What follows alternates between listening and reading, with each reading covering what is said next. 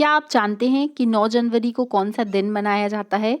तो 9 जनवरी को मनाया जाता है प्रवासी भारतीय दिवस। ये क्यों मनाया जाता है? क्योंकि 9 जनवरी 1915 को महात्मा गांधी जी साउथ अफ्रीका से वापस भारत लौटे थे, इसीलिए यह दिन प्रवासी भारतीय दिवस एनआरआई डे के रूप में मनाया गया।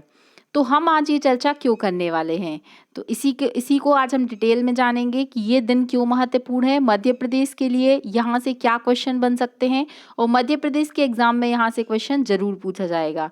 Hello everyone, welcome to Vidyashree academy. I hope you are doing well. आज हम डिस्कस करने वाले हैं मध्य प्रदेश करंट अफेयर के कुछ महत्वपूर्ण पॉइंट।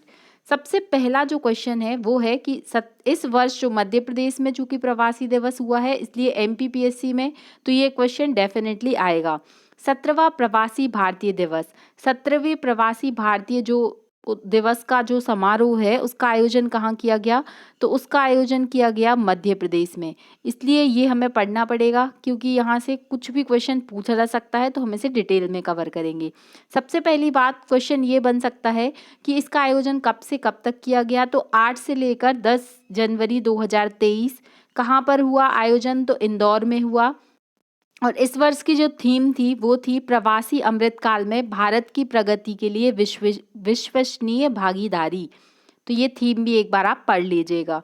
17वां प्रवासी भारतीय सम्मेलन में आमंत्रित अतिथि। इसी तरीके के क्वेश्चन बनाए जा सकते हैं। तो पहला क्वेश्चन तो ये बनेगा कि इसके जो मेन चीफ गेस्ट थे वो कौन थे? तो 8 जनवरी को भारतीय प्रवासी दिवस का उद्घाटन हुआ था, जिसमें युवा कार्यक्रम और खेल मंत्रालय के साथ ये साझेदारी हुई थी, जिसमें युवा प्रवासी भारतीय दिवस पर ऑस्ट्रेलिया की सांसद हैं सुश्री जनेटा मैस्कर रेनहास। आप सिर्फ जनेटा याद रख लीजिए कि ये कौन है। ये ऑस्ट्रेलिया से हैं, ऑस्ट्रेलिया की सांसद हैं और ये भारत में एज अ गेस्ट इनवाइटेड थी। तो इनका नाम आपको याद रखना है। लेकिन जो मेन मुख्य अतिथि थे वो कौन थे? वो थे गुयाना के राष्ट्रपति डॉक्टर मोहम्मद इरफान अली। ये प्रश्न काफ़ी महत्वपूर्ण है, ये नाम आपको याद रखना है। आपसे डायरेक्टली क्वेश्चन पूछा जा सकता है कि गुयाना के जो प्रेसिडेंट हैं वो कौन है? उनका नाम है डॉक्टर मोहम्मद इरफान अली। और इनके साथ साथ ये मुख्य अतिथि थे। और सूरीनाम के जो राष्ट्रपति हैं चंद्रिका प्रसाद सांतोखी, वो विशेष सम्मानीय अतिथि थे। तो 3 नाम यहाँ पर हमें कुल मिलाकर याद करने हैं। पहला नाम है जो मुख्य अतिथि थे वो कौन थे? वो थे डॉक्टर मोहम्मद इरफान अली, जो कहाँ से थे? गुयाना के थे।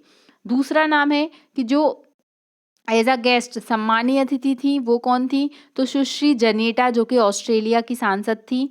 और जो विशेष अतिथि के रूप में आए थे वो कौन थे? वो थे सूरीनाम के राष्ट्रपति श्री चंद्रिका प्रसाद सांतोखी। तो तीनों नाम आपको याद रखने हैं। 3 नाम याद करने से यदि 1 नंबर मिलता है तो इसमें कोई घाटे का सौदा नहीं है। तो ये तीनों नाम यहाँ पर याद रखने हैं। यहाँ पर क्या किया गया था? एक डाक टिकट भी जारी किया गया था इसी की याद में। 10 जनवरी 2023 को महामहिम राष्ट्रपति श्रीमती द्रौपदी मुर्मू जी के द्वारा इस आयोजन का समापन किया गया।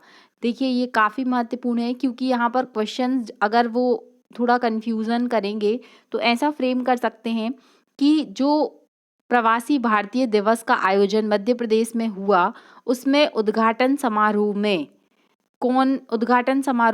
किसके द्वारा किया गया? आपको उसमें 4 ऑप्शंस दिए जाएंगे, जिसमें पहला नाम होगा राष्ट्रपति द्रौपदी मुर्मू। और अगर आपने नहीं पढ़ा होगा तो आप यही सोचेंगे कि यही आंसर होगा, लेकिन वो शुरुआत में नहीं थी, वो समापन में आई थी। तो इतनी फैक्ट आपको इससे रिलेटेड पता होनी चाहिए।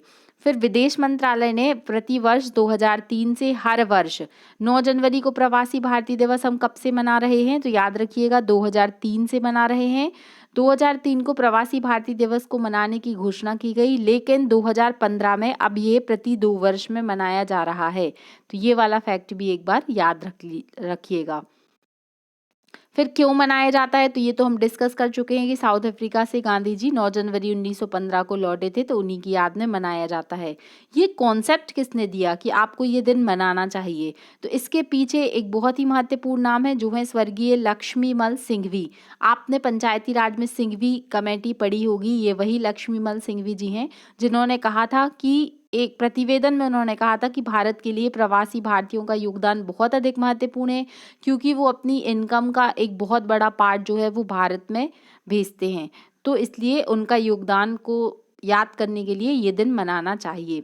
फिर भारतीय दिवस सम्मेलन में विषयगत 5 आयोजन किए गए थे। तो पहला जो पूर्ण सत्र था वो युवा कार्यक्रम खेल मंत्रालय अनुराग ठाकुर की अध्यक्षता में नवाचार और प्रौद्योगिकी के लिए बनाया गया था।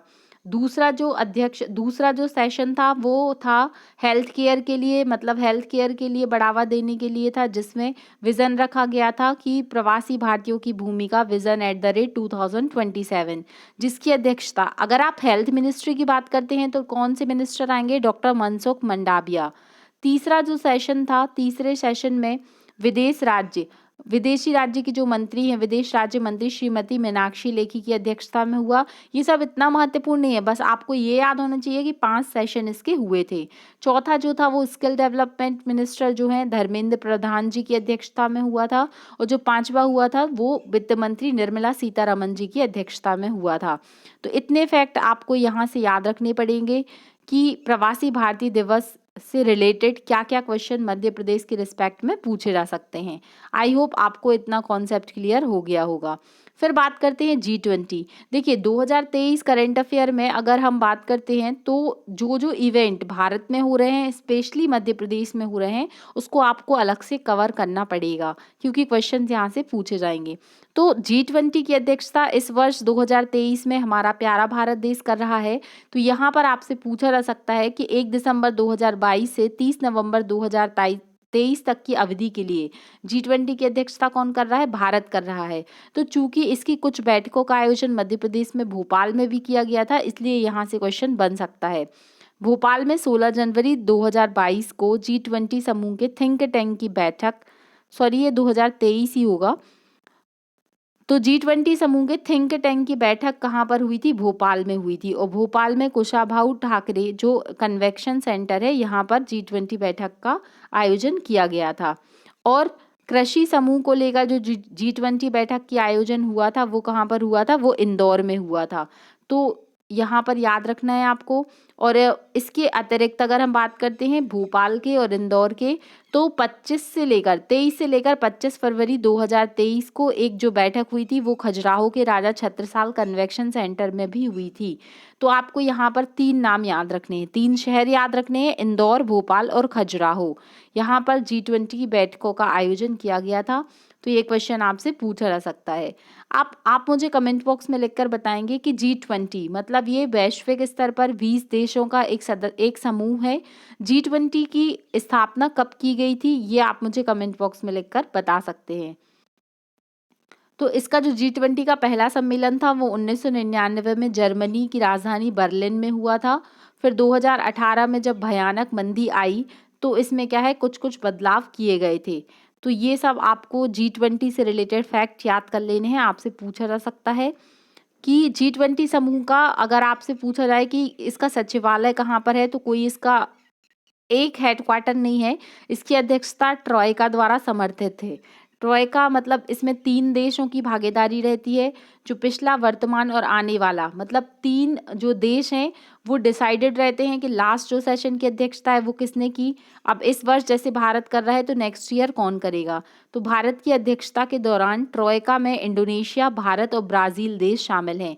इसके पहले G20 की अध्यक्षता की थी इंडोनेशिया ने, उसके बाद इंडिया ने, और अब जो नेक्स्ट देश होगा वो होगा ब्राज़ील।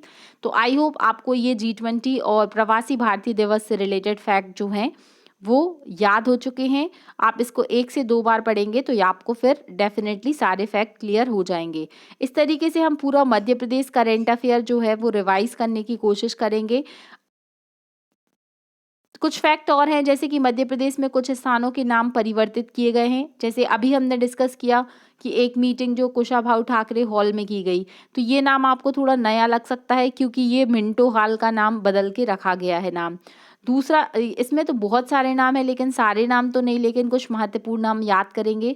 जैसे कि आपसे पूछा जा सकता है कि हबीबगंज रेलवे स्टेशन का नाम क्या कर दिया गया है? रानी कमलापति जी के नाम पर किया गया है। जो पातालपानी रेलवे स्टेशन है, टाटिया भील रेलवे स्टेशन नाम उसका हो चुका है। जो छिंदवाड़ा यूनिवर्सिटी है उसका नाम राजा शंकर शाह विश्वविद्यालय कर दिया गया है। महिला पॉलिटेक्निक कॉलेज का नाम फूल कुंवर बाई पॉलिटेक्निक कॉलेज मंडला से किया गया है। मंडला की बात आई है तो आपको पता होना चाहिए कि मंडला पहला एक ऐसा जिला बना है जो पूर्णतः 100% साक्षरता जिसने हासिल की है। तो ये फैक्ट भी याद रखना है आपको। और यहाँ पे पूछा जा सकता है जैसे घुमंतु और अर्ध घुमंतु जो जनजाति विभाग था उसका नाम बदल के विमुक्त घुमंतु और अर्ध घुमंतु विभाग कर दिया गया है। बहुत सारे नाम है, आप एक बार पढ़ लीजिएगा। जैसे कि होशंगाबाद का नाम बदल के नर्मदापुरम कर दिया गया है। जो पोषण वाटिका है या किचन गार्डन है उसका नाम बदल के माई की बगिया कर दिया गया है। फिर बाबरी, बाबरी का नाम बलरामपुर किया गया है। बाबरी घाट का नाम बलरामपुर घाट किया गया है। बाबई, बाबई का नाम किया गया है माखन नगर। बाबई होशंगाबाद में कौन से एक बहुत ही फेमस कवि हैं, उनका जन्म हुआ था, कौन से हैं वो आप मुझे कमेंट बॉक्स में लिखकर बताएंगे। फिर भवर कुआ चौराहा वेल नोन है, ये जगह इंदौर के लोग जानते ही होंगे। तो इसका नाम बदल के क्या कर दिया गया है, टाटिया भील चौराहा कर दिया गया है। मध्य प्रदेश राज्य सामान्य निर्धन वर्ग कल्याण आयोग का नाम मध्य प्रदेश राज्य सामान्य निर्धन वर्ग कल्याण आयोग कर दिया गया है। ये तो फिर आपको पता ही होगा कि आध्यात्म विभाग का नाम भी चेंज किया गया था, आध्यात्म न्याय और धर्मश विभाग। जैसे जैसे गवर्नमेंट चेंज होती है वैसे वैसे नाम भी बदल जाते हैं। तो ये कुछ मध्य प्रदेश का महत्वपूर्ण करंट अफेयर था। इस तरीके से अगर आप चाहते हैं कि हम पूरा करंट अफेयर रिवाइज करें तो आप अपना फीडबैक मुझे कमेंट बॉक्स में लिखकर दे सकते हैं। आप अपने दोस्तों तक इस वीडियो को शेयर कर सकते हैं। चैनल सब्सक्राइब नहीं किया तो please subscribe. Thank you so much. पढ़ते रहिए, खुश रहिए। जय हिंद, जय भारत।